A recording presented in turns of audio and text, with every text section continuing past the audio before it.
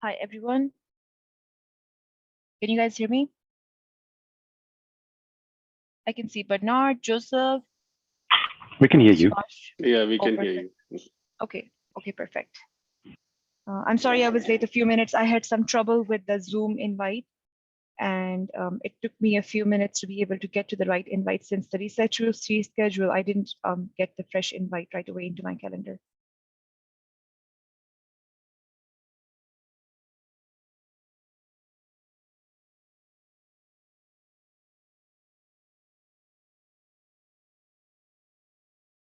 So today I was hoping that I will share the telecite requirement for nephew short-term and long-term vision that we have been sharing with other service providers for quite some time. I'm trying to get this document out and be able to share that. Give me 1 second.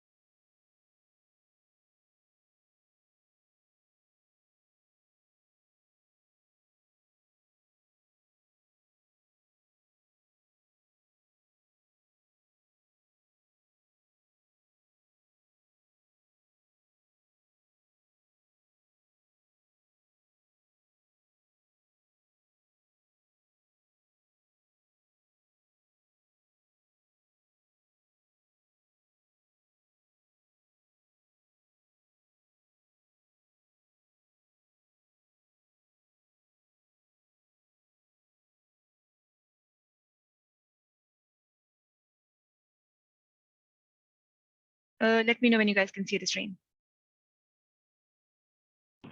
You can see it. Okay, perfect. So I think I'll share a couple of diagrams as well along the way. And I will first share the top high-level challenges that we are experiencing in deployment of our network function and how we believe that Nephew can actually help solve this problem. And whoever has a question in mind, please raise your hand right away and we can turn a discussion around that. So the biggest challenge, in my personal opinion right now, as we are experiencing the deployment of network function is I talk about every single network function as a pet. Every time I'm walking through an exercise of discovering the requirements around a new network function, uh, every vendor would have done some job in providing its own automation tools on handling the base Helm charts or whatever the base templates they use, and they would come in with their own automation system.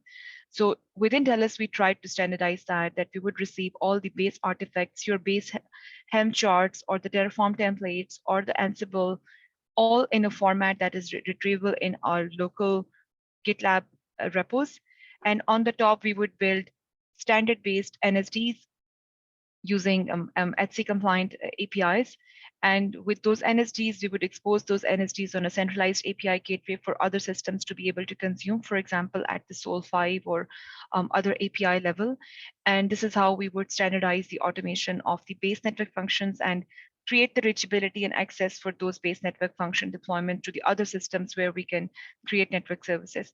And with this exercise, we have made a lot of progress, of course, but the challenges of the individual vendors, the individual network functions, and their state of automation on where they are with every single network function has been a challenge. So the way we handle the deployments, I will walk you through, for example, a traditional 5G core deployment, because that's what we are trying to address in the Nephew R1 release. A traditional exercise would be that we have a given network function vendor X, would give their requirements of the infrastructure, SRIOV, DPDK, CPU pages, the CPU pinning, huge pages, all of that, to the application owners who are the acting as the actors for deployment of the network function to your cloud. And they receive that information That's one team. They would relay that information to another team, which is the cloud infrastructure team, and which is responsible for creating the templates and creating the automation for configuring your clusters and your environment for those incoming 5G core network function requirements. For example, your IoT core or your 5G core, and they start working on that. And this total exercise takes weeks of discussions because the information goes from vendor to the application owners, and the application owners translate that information to the infrastructure automation teams. The infrastructure automation teams deploys that. And since the network function vendors are not familiar sometimes with your specific infrastructure type, so some of these requirements are not mapped one-to-one. They might have deployed in one version of the Kubernetes, maybe a vanilla Kubernetes, and then you're going to another environment where they are supporting Red Hat OpenShift version, and probably somewhere they're supporting VMware.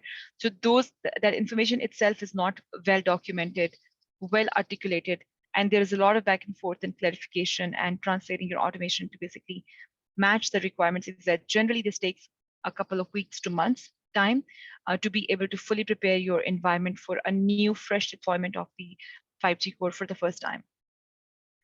Challenge number one, I call this an out of band exercise, as I tried to mention in my document. Second part that I feel critical is that the network function itself sometimes comes with its own baggage in the form of automation tools that are supported by that particular vendor.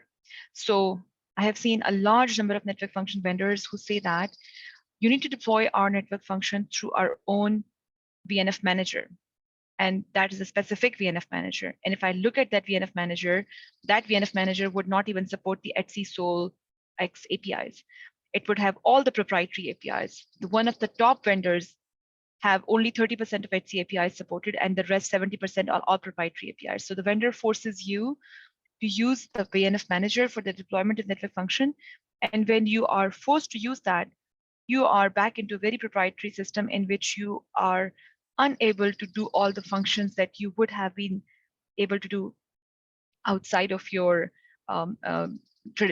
outside of those individual VNF managers, which is a very big challenge in my personal opinion at this point in time.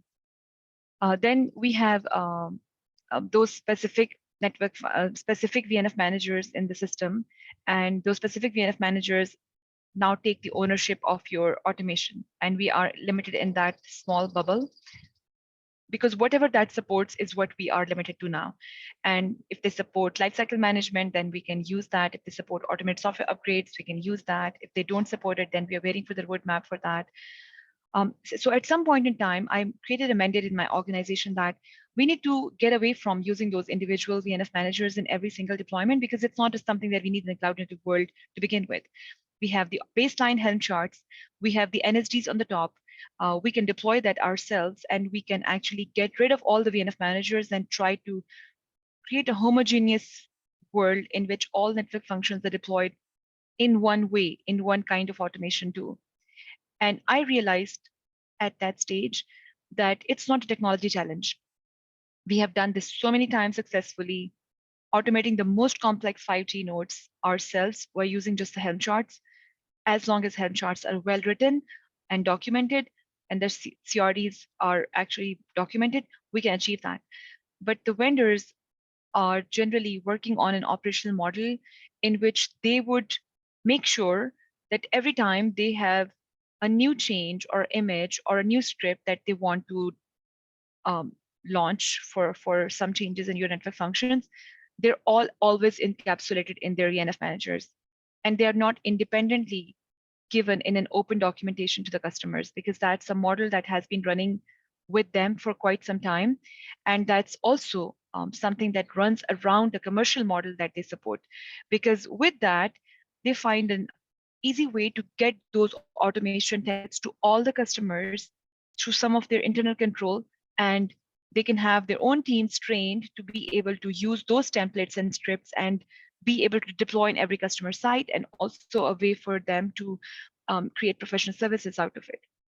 Now, not a technology barrier, but it's a very big commercial, or I would say cultural barrier that I feel has to be shifted.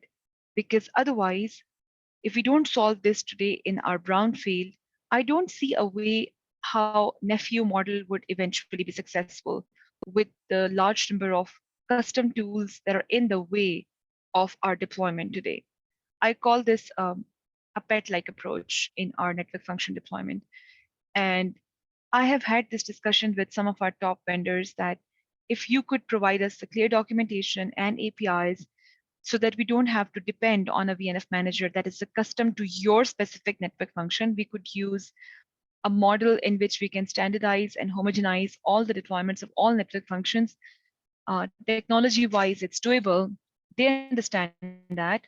But I think everyone has their hands tied right now because of the cultural and commercial barriers in the way. To me, it's a big challenge in how we achieve cloud native deployments and how we get away from that heterogeneity and fragmentation in the industry. And of course, a lot of work needs to be done even on our existing pipelines to automate every single part of that deployment process, starting from the infrastructure readiness to the deployment of network function, to the configurations of the network functions, to the lifecycle management of those network functions, to the software upgrade and constant management of those network functions, and exposing their APIs to upstream southbound systems that can actually consume all these individual automation artifacts as and when they're needed. The whole process is actually in a big evolutionary landscape right now. And a lot of progress has been made, but big challenges are, of course, in the way to realize the full picture around that. I think I should take a pause and take a minute to see if anyone has questions so far.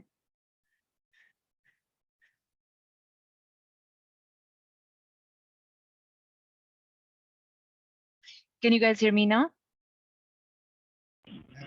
We can hear you. Okay. Shanna, it's Wim here, if I may. I mean, just speaking as a vendor, and I'm not denying the issue that you face.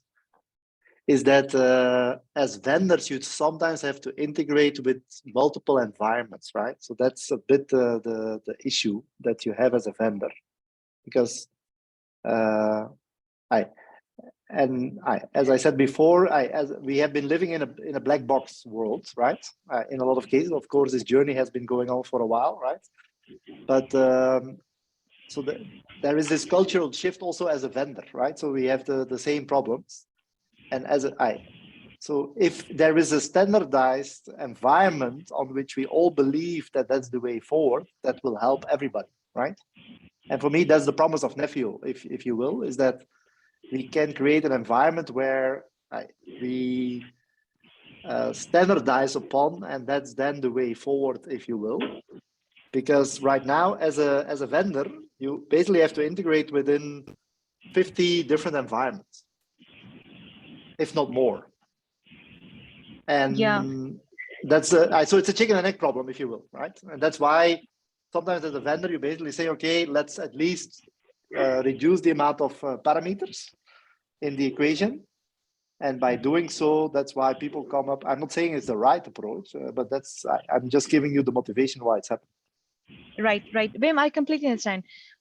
Since it's an evolutionary stage right now, we are evolving from CNFs into VNFs. And of course, a large number of developments had to happen on your complex network functions to be able to comply to the CNF requirements to begin with. And we were in that journey while we are also expecting to improve the automation state at the same time. I completely see the challenges you must be facing as a vendor. But let me ask a question in a different way. Why do you have to be responsible for deploying and integrating everything in every customer's location yourself? Why can't we create documentation and APIs in which every customer can take the ownership of deployment and integration to their custom environments themselves? Like there are so many examples. I'm not saying Nokia specifically. I am representing like a vendors community that we have a team built who is expert with Kubernetes. And for example, if we are using OpenShift, we have teams who can manage OpenShift configurations, their deployments, they're all kind of templates. They understand APIs. We are only asking them, give us the CRDs, they have CRDs, give us the API and documentations around your CRDs that But that information, the CRDs are actually encapsulated and hidden in the VNF managers. They would not give you access to the VNF managers to be able to see that. They would not give you documentation and APIs. They would force you to go use the VNF manager, click this button, and that's the only way for you to consume Okay. those No, artifacts. that's It's a bad. very Yeah, closed approach, very I agree closed with that. approach. Yeah, that's bad. So that's our struggle. And to take a step back, why is it this way? Is because maybe that specific vendor has lots of customers and they don't have a model in which they could share individual documentation APIs with every single customer. They have only trained the frontline army that that's the VNF manager, and these are the hidden closed box scripts in those VNF managers. These are the buttons. You will go to that site, click on this button, and so the frontline engineers only know that. If you ask them more questions, oh, we need to reach out to our R&D. That's not how a cloud native system should evolve. Those frontline people should also have the knowledge and idea of what those scripts are. And the people who are actually working on our team are fully capable and responsible and can actually understand those CRDs and can deploy them within our own DevOps toolkit, which will give them so much control and so much freedom to be able to manage the preconditions, to be able to manage the network function, deployment and lifecycle. And I'm not saying that every service provider would be at that stage where they have that kind of trained team to be able to take on the ownership of that. And of course, it's all the cultural evolution that is happening. But if that is not happening because of the commercial reasons, that is a much bigger worry to me. Say, for example, in the past, that vendor was making X amount of money with us because of the professional services that they would charge for the deployment of that network function. Now, I went to my executives and I went to my leadership a couple of months ago, presenting my challenges to them. And I said, I would like you to go into a discussion with their leadership and propose to them that whatever professional services you are making with us, we are ready to pay the same amount of money for documentation and API. Let's give them more money for an open documentation, for open APIs than they were making with professional services by doing it themselves for us. And my executives were so happy with that proposal. They said that is a winning game because we need to keep them, because we need to keep their investments balanced. We can't get away the money from them so that they are bankrupted and they can't provide those high quality network functions to us anymore. That's the cultural shift that I'm talking about that has to happen. And a large number of network function vendors are still in that model. Nokia is still in that. Vim, you can take my message back and see how to fix it. I'm not saying Right. that we have not. Ericsson is like that. Samsung is like that. Like it's not one. All the top vendors, like the best quality network function vendors, we are entangled in that state with them. And that has to change. And like I said, we need to find a way in which we can provide the same value, same incentive, and just shift the model and how we are working together. And that might be a way for us to move forward. We need to make sure that our investments are secure. Your investments with us are secure and maintained the exact same way as before. I think then there will be a chance that you're the technical side, right? Like your business side would start to make that a priority and things would probably like shift in the right direction. Sure. Yeah. No, I agree that that having clear documentation and an open system is important. Yeah. So you don't.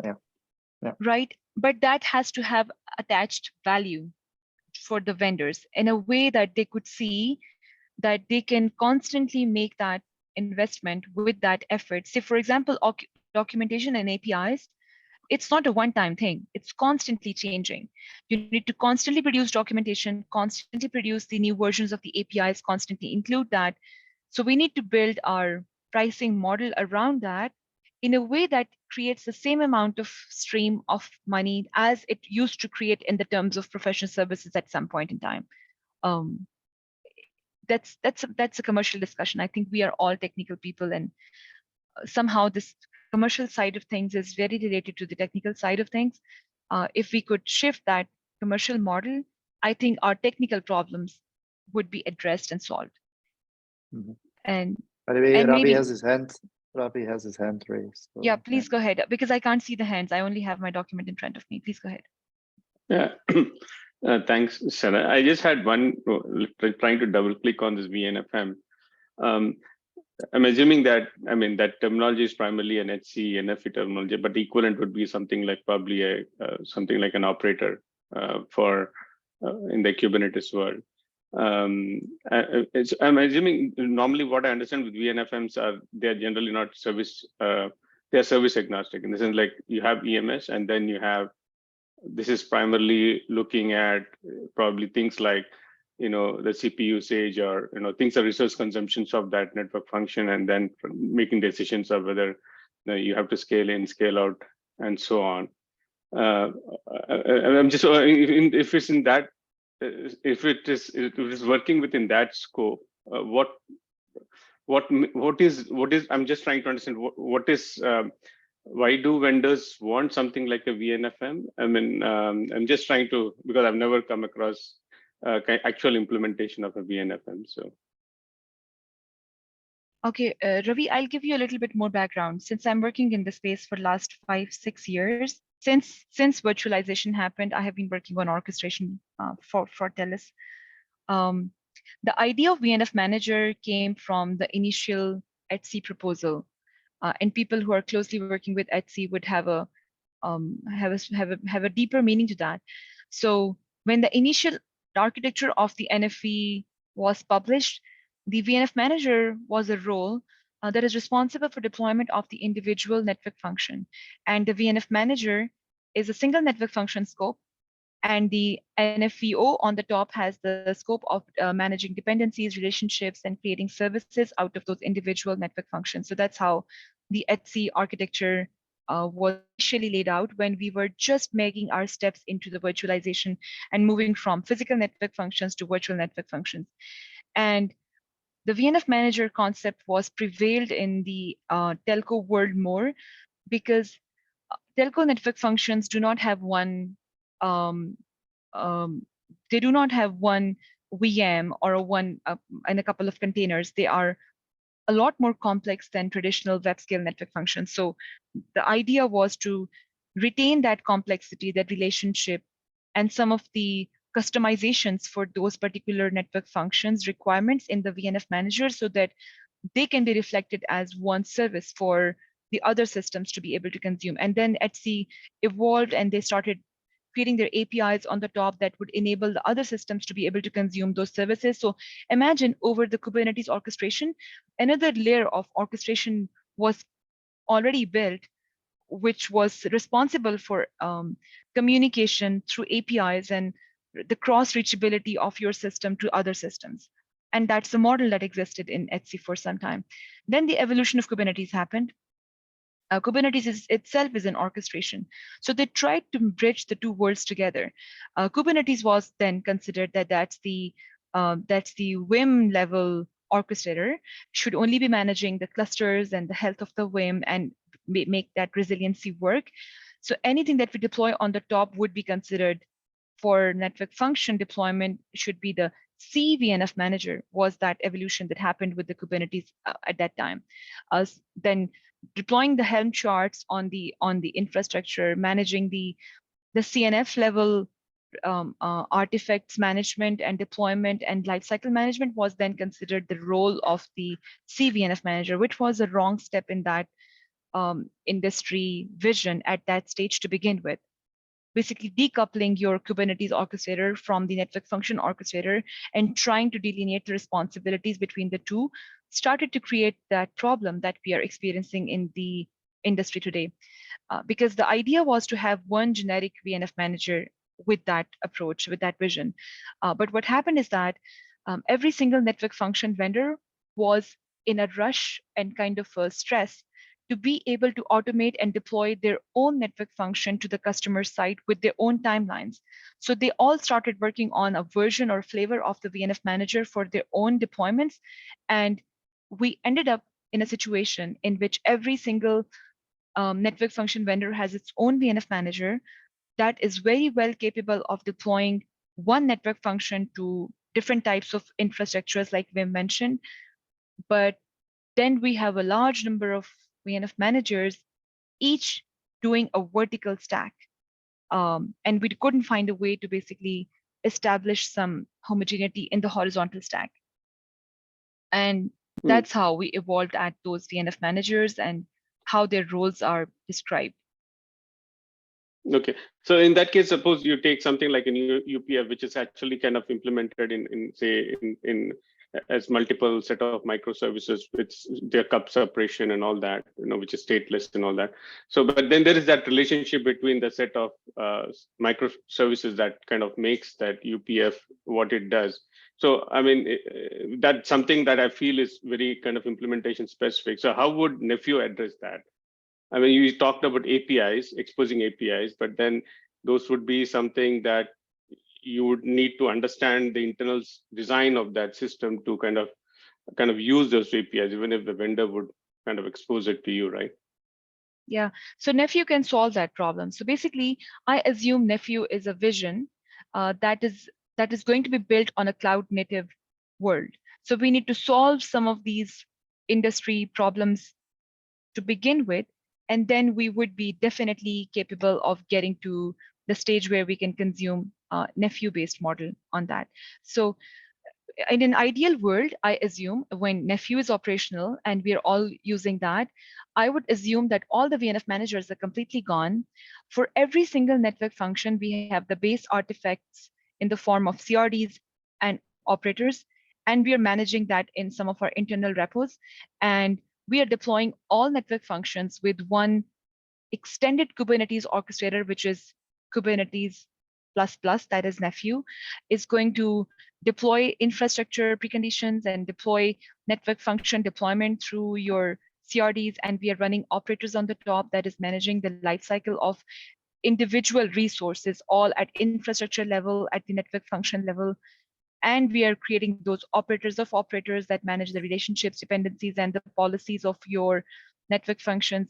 To me, we would only be dealing with one type of artifact in that stage, not individual scripts written in 10 different languages, in 10 different types of toolkits operating from 10 different engines.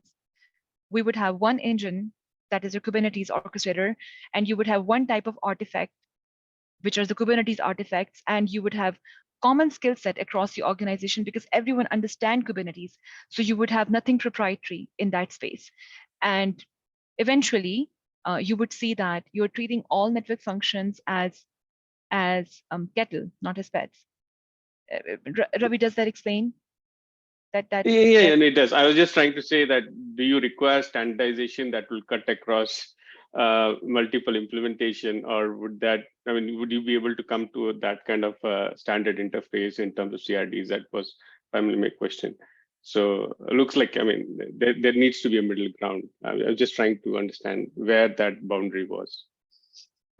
Sana, for this, while Ravi and you conversation, I have a question. So in SC, they standardize model, so 001, and then API, so 03, but they allow vendor-specific field as an optional extended field. So we standardize the model, which is, you can think as Nephew, and you can map into some of the model. And API we standardized, but content of API allow the vendor-specific information that will be executed by vendor-specific VNFM. To my understanding is in Nephew, we provide CRD, vendor creating their CRD, which is vendor-specific, could be vendor-specific, but we vendor provide controller, not the VNFM, but controller. So that's why when they receive their type, their network CRD and CR, then the particular controller handle that request. So unless you try to creating some genetic controller with a genetic standardized modeling and standard API, I think there's some in SEO we tried it, but it's complicated. To me, VNFM is outside of the Kubernetes, but now controller inside the Kubernetes, but vendor-specific execution still vendor-specific. So how are you gonna so many vendors, they have to come up with one idea and standardize it, but all standards, the specification, they have a vendor-specific optional field because they cannot make it everyone's happy. So That's why I'm curious about, okay, I understand the VNFM. We tried to make a generic VNFM, not get rid of the vendor, but didn't work well. And in Kubernetes, Nephew is probably better situation, but I don't know how we can resolve the 100% because vendors still making their own CRD, their own CR, only their controller can understand to execute. So not genetically. So in that case, even though we're using, VNF Nephew architecture, Nephew the mechanism, but unless we don't give up the vendor specific controller, it's hard. That's my question. I don't know what's your view about the controller. No. I see your point. So when they create their customized CRDs, I agree with that. They are more than welcome to create that. Those controllers do not have to run from their VNF managers. Those CRDs can run from Kubernetes, can run from the GitLab, can run from the generalized basically controllers outside the context of the tools that the vendors offer. What I'm trying to say is that we do not need VNF manager. Like I need to know I totally agree. one We justification, don't, right? Here, Nephew, we don't need a VNFM. The controller is not even in the brownfield. Not even in the brownfield. We do not need a specific VNF manager. Understand. So that's why the control we build the controller, right? In Nephew. Oh yeah. For Nephew, you did build the controller, but I was trying to say that even in the brownfield, if a vendor comes up with their CRDs and documentation and they have APIs, which we can call from the system, any system that we have operationalized, maybe a generic VNF manager, we have in a generic VNF manager operationalized as well. We could call in to those basically CRDs from one system instead of having individual custom specific VNF managers, right? That's what I'm saying. Like that could have happened even today to basically set the ground for Nephew for tomorrow. So I will, I'm going to let you, of course, talk again. I will share something with you that I shared with my organization internally, and I felt was a very useful, and I shared this in one of our basically talks as well. I tried to build an incremental path for Nephew. I want to remove the screen so that you guys can see that. Can you guys see the screen well? Or maybe I go into slide share mode, then it's bigger. So I tried to create that basically transitionary path for my internal organization. How will we eventually get to a stage where we can actually use operators and CRDs and just that and our Nephew based approach? Today we are here and we have a large number of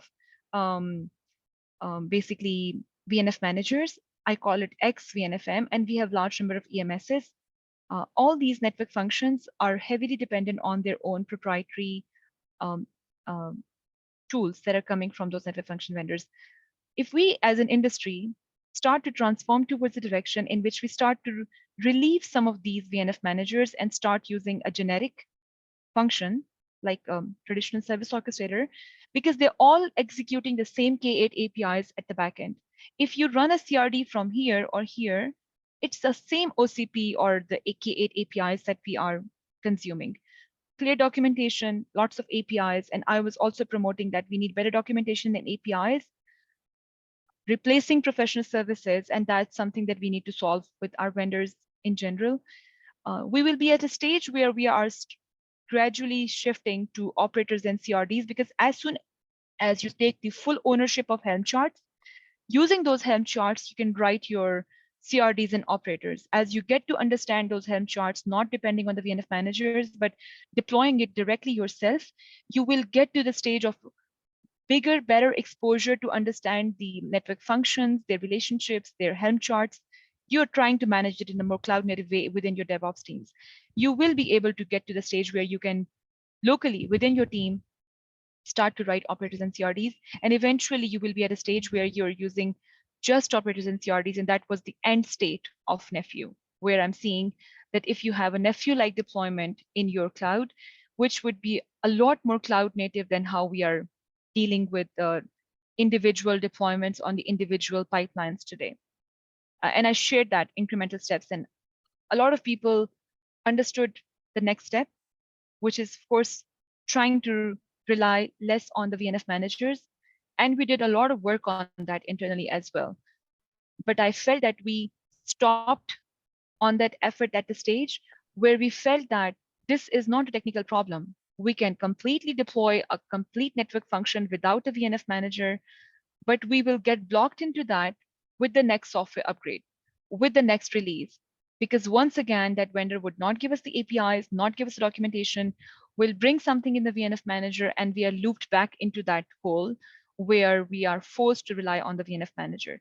So we stopped that effort, and I felt as if this would be a good place for me to share that story, as if other service providers have ever experienced a challenge like that, would kind of make us give us a platform in helping solve that industry problem in a better way, and maybe create the right language to be able to address that. Okay, this picture clarify this. As long as a vendor provide operator is allowed, I'm okay with that, because we can bypass the Absolutely. VNFM. I'm just was confused because standardized CRD, those things, you try to make a generic operator, which not my understanding. Yeah, so it would not be right. possible. I agree. Yeah. Okay. Got it. And Thank you. we are not. So basically, my vision is that Nephew is not attempting to change network functions at all. Network functions are all extremely complex, and a large number of code has gone into network function deployments, basic network function design. Complying to the RFCs and standards in the internal code and design of those network functions is extremely discrete in every single situation, every single network function. What can be standardized is the wrapper above that, how we deploy that to the cloud. There are opportunities to basically standardize that, and doesn't even mean that the same CRD would work on everything. The CRDs could also be discrete, but the model, like if it is a CRD and that's the model around CRDs and how we are documenting that, how we are exposing that, how we are consuming that from the other systems, could be standardized, which will also reduce a lot of basically complexity in how we manage that. I think when I was doing the One Summit presentation, I tried to describe that, and Linux Foundation is now publishing one of the case study on this picture as well. I shared that challenge, that when we are in this stage, like on this side, we have large number of these tools, each operationalized, each has its own redundancy mechanism. Say, for example, VNF Manager is not one because it's in the line of transaction of a live service. We create redundancy for every single tool. So there would be a redundant VNF manager X and Y and Z. So with that, the operational teams have a very large overhead in terms of how they manage each and every VNF manager individually. And then there's a very large number of ops teams trying to manage every single node in its own way. Like it has its own mechanism of how they create that process. And I was trying to share that if eventually we get to the stage of Nephew, we would see that fragmentation completely reduced to a common set of tools that we can use across the board for all network functions throughout the organization, and throughout the organizations would actually reduce this fragmentation. We didn't talk about EMS yet. This is the second part of the story, which we need to get to. Of course, that's going to be equally hard or maybe harder, but I think would eventually be replaced by something more cloud native. And I'll park myself here and wait for anyone to have questions. I'm okay with that from the beginning. Right. Okay. Right. Okay. Good, Thank you. Boyang. Good for your support. Anybody else? Yes, from my point of view, sort of regarding this pets and cattle comparison, I think it's more about the management components of those functions, not so much as about the network functions, but we need to be able to manage these management components as cattle. And therefore, I would fully agree that currently bringing together these different management approaches is a nightmare.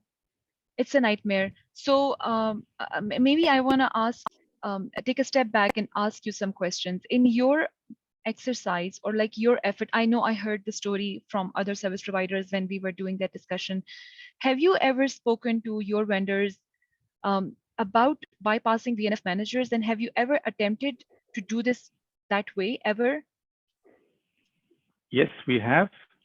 And since sort of the vendors are also large organizations, you might have people from the R&D department who are very willing to open up these interfaces, but then sort of all those additional capabilities such as quality assurance and the professional service support teams, etc., are not in line with these considerations.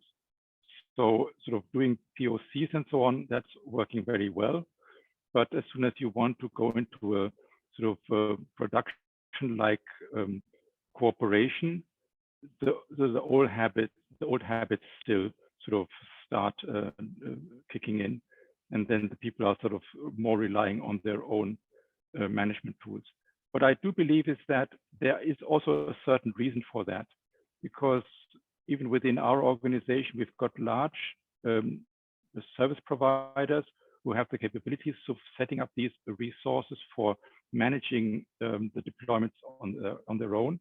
And we've got rather small NATCOs which do not have these resources, and their behavior is more relying on the capabilities of what the vendors are providing to them. Nevertheless, I do believe that the approach which you've been showing in the pictures here does make sense in the long run, because even for the service providers, integrating these different management approaches and bridging these gaps to sort of the Kubernetes world is sort of a tedious task. And therefore, what I would promote is the idea of trying to understand why are these management approaches so different? Why is it so complicated to sort of get rid of these traditional elements? And that brings me back to this, the main problems which we need to solve are, how do we do proper configuration management? How do we do dependency management between infrastructure and workloads? And how do we do dependency management between the workloads coming potentially from different vendors? And based on that, we could talk about what are the APIs which the operators would need to provide in order to simplify that. Right, right. Bernard, very well said. I think we are all on the same page in terms of what needs to be done to advance or accelerate from this stage of complexity, and there will be incremental steps for us to be able to get to the stage of very cloud native deployment where we can reduce all the fragmentation. To your point, like I said, we have already bypassed VNF managers a couple of times. We have already proven to ourselves and our teams that as long as you have a strong understanding of Kubernetes, you can understand Helm charts, you can understand CRDs, you can, like, I'm not saying that we design the CRDs, the documentation for the CRDs comes from the vendors because they know exactly what CRD is required for their specific network function deployment, but that can be handled and managed within your own DevOps toolkit, whatever DevOps tools are using. We have a strong DevOps culture within our organization using GitLab and a lot of Terraform templates and Ansible and all different types of tools that our teams are very, very well versed to consume and use. And there are infrastructure as code is fully automated paradigm. It's kind of less fragmentation there. More fragmentation comes in when you look at the individual network functions and how they are automated on the top of your existing infrastructure. And I think that step number one is take the ownership and control within your organization's skill set. That's number one. When you do that, we automatically find a way for us to standardize our processes around that. Even if they are discrete, we will still find some uniformity in managing that. What I was trying to get to is a mandate for my own organization is that we need to not rely on professional services. We need to do it ourselves, is when things will start to change. And there was a clear consensus in the organization that we need to take the ownership of some of those things ourselves. I feel this is a business discussion for vendors who are not providing clear documentation, who are not providing clear APIs, who are not giving you the control to drive your own car yourself, because they need to stay in the business too. And they are running with that monolithic legacy world where network function is now virtualized, deployed, but we have not adopted the cloud world yet, the cloud model of working yet. And that commercial and the cultural mindset shift has to happen where they have new streams of money from us, new value that they share, and we regard that value still with dollars so that the balance of the ecosystem could exist for them at the same time. That commercial discussion and shift has to happen before the technology shift would actually be successful. I reached that conclusion after my failed attempts and exercises to take the ownership of some of things in our own hands and control. And I felt that's a challenge that we need to solve. And after that, things would start to shift in the right direction. And we are in this discussion with a large number of vendors at the moment.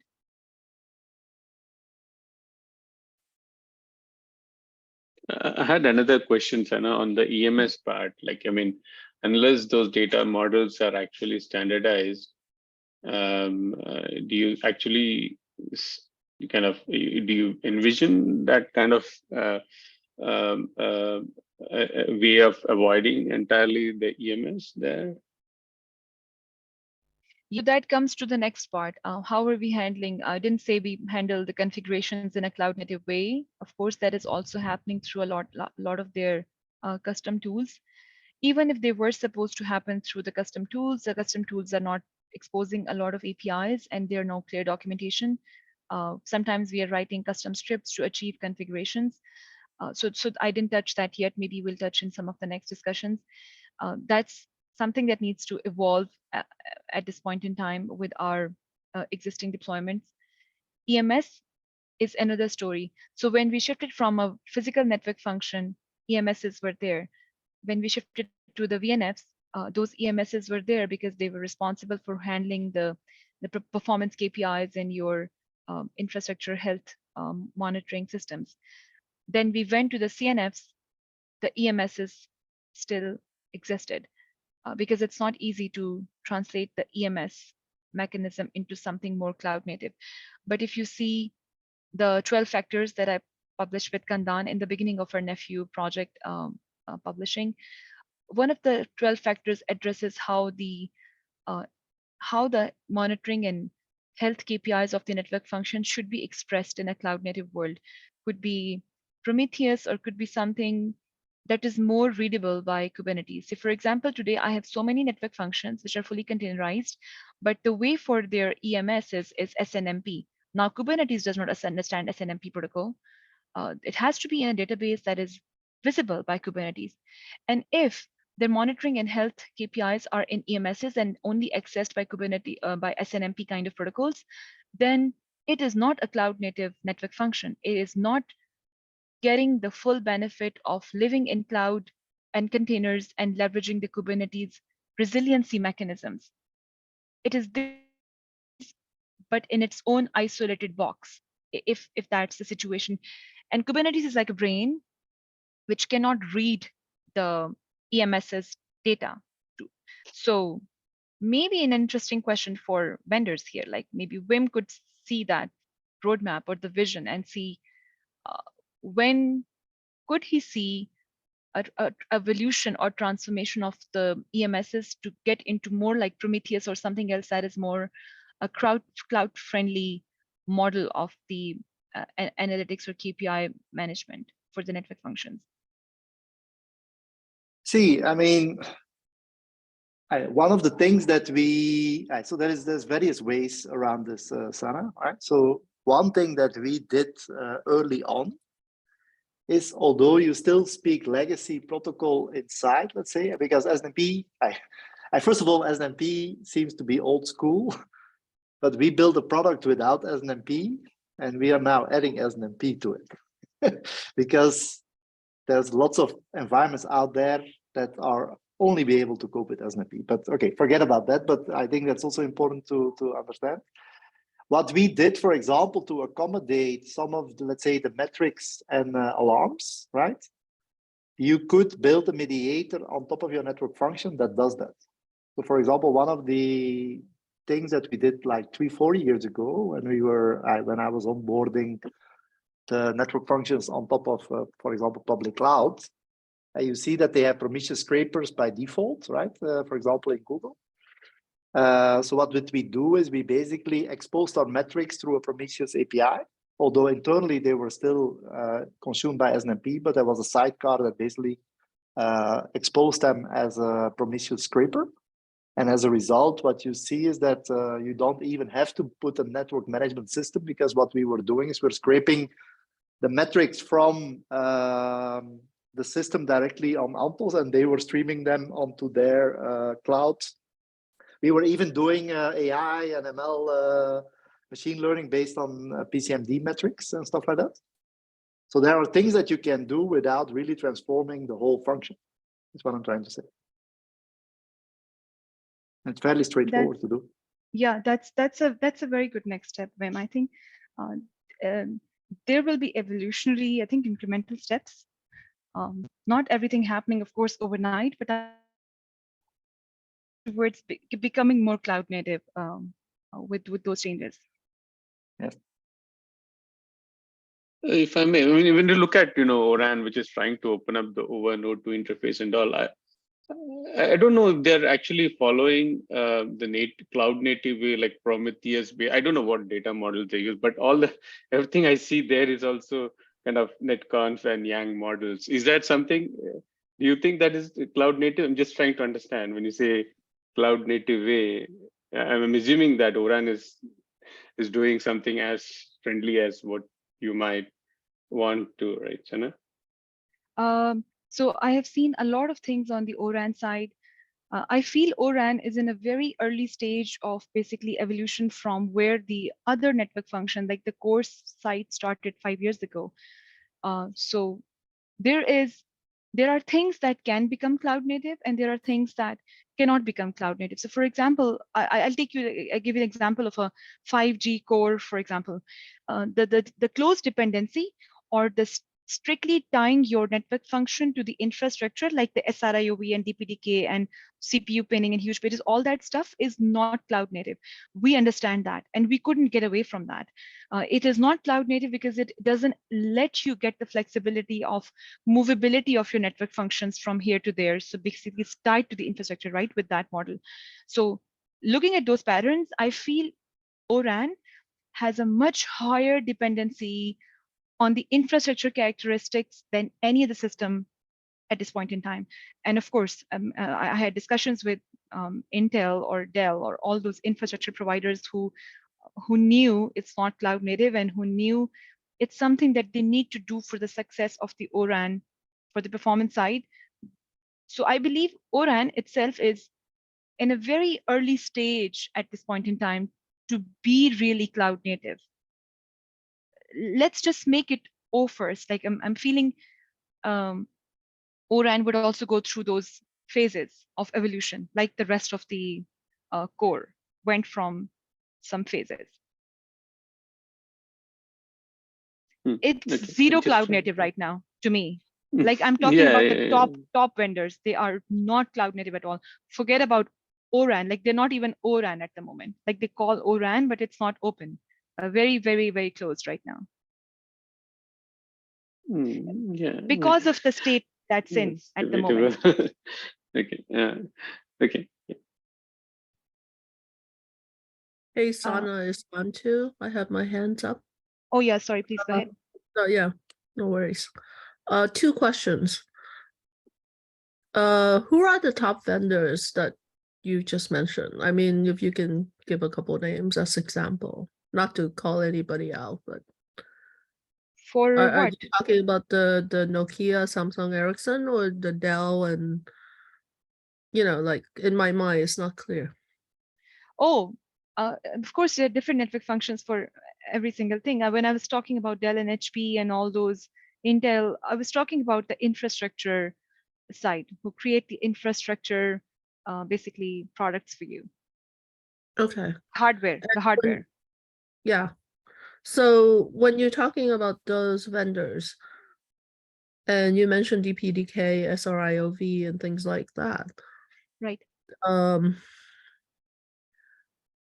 I mean, the reason I'm asking is what I hear what you're saying about those functions not being cloud native, but there have been proposal of using Kubernetes operator to manage those functions, right? Yeah, I didn't want to confuse on. I was saying that Yeah. as telecom industry, we have made certain compromises, And Mhm. these features, these characteristics to be described in your infrastructure are one of those compromises that we must accept at this stage, as we are meeting some strict SLA requirements that are only possible by keeping those infrastructure dependencies with us until we come to a stage where we have done something at the software level that can ensure the same type of SLA models without having these infrastructure dependencies.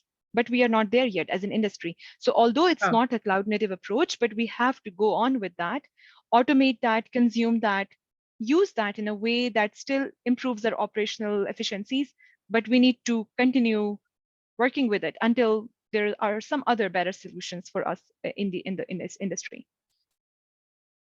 Yeah, I guess what I'm trying to say is there is cloud native, there are proposal to use cloud native techniques to Right. manage the physical I infrastructure. agree.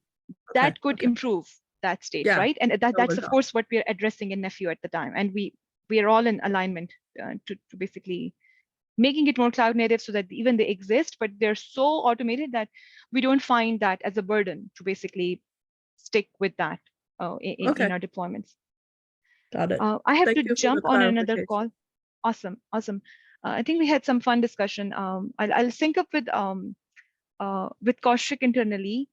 We'll create some internal update on finalizing some of these requirements and putting together the vision from all the service providers and our feedback.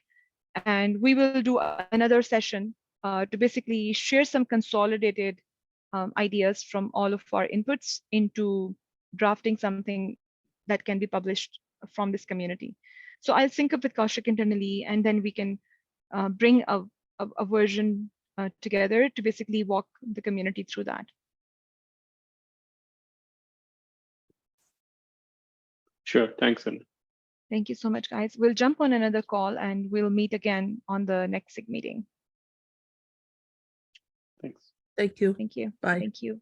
Bye. Okay.